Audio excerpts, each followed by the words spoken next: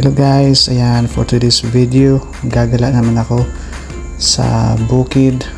Ayan, syempre pupunta tayo sa bukid, iikot kung ano ang meron bunga na prutas, no? So ayan, tinitingnan ko muna yung lumang igiban namin nung una ng aking papa. Yan, syempre bago ako mag-ikot, ako muna ay gaagahan. Yan, syempre magbabaon tayo para tipid.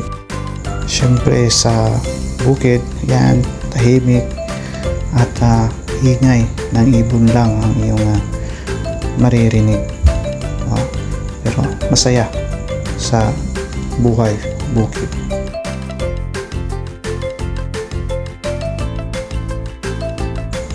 So ayan guys, sobrang linaw ng tubig, sobrang lamig, fresh na fresh yung tubig galing bundok, no? So napakatagal na tong igiban na to, no? Sarap.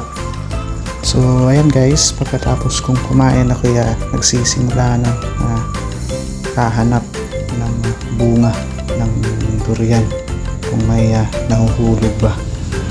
Ayan, syempre swerte, no?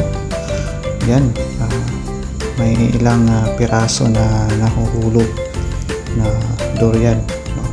So titikman natin yan mamaya. Sarap niyan, durian.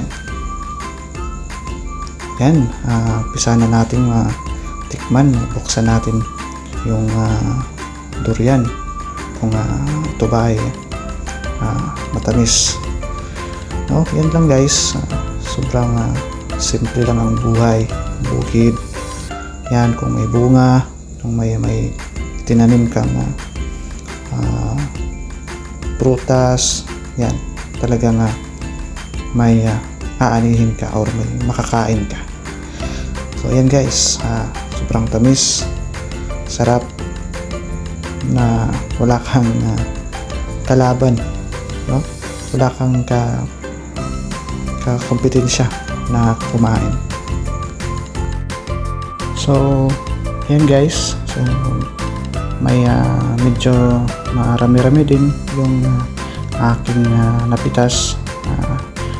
Nakasanayan natin bilang Pinoy na magdala ng pasalubong, no, sa ating pamilya. Yun guys, nung ako ay pauwi na, syempre may nakita akong bunga ng sayute, talbos ng sayute, at ako rin ay namitas na para may maiulam, no? Isa-gisa na lang o lagyan ng sardinas. Yan guys, no? Yung solve na dyan ang pang-ulam, no? Yan lang guys, kasimple ang buhay bukid. See you guys sa susunod na video na gagawin natin. God bless.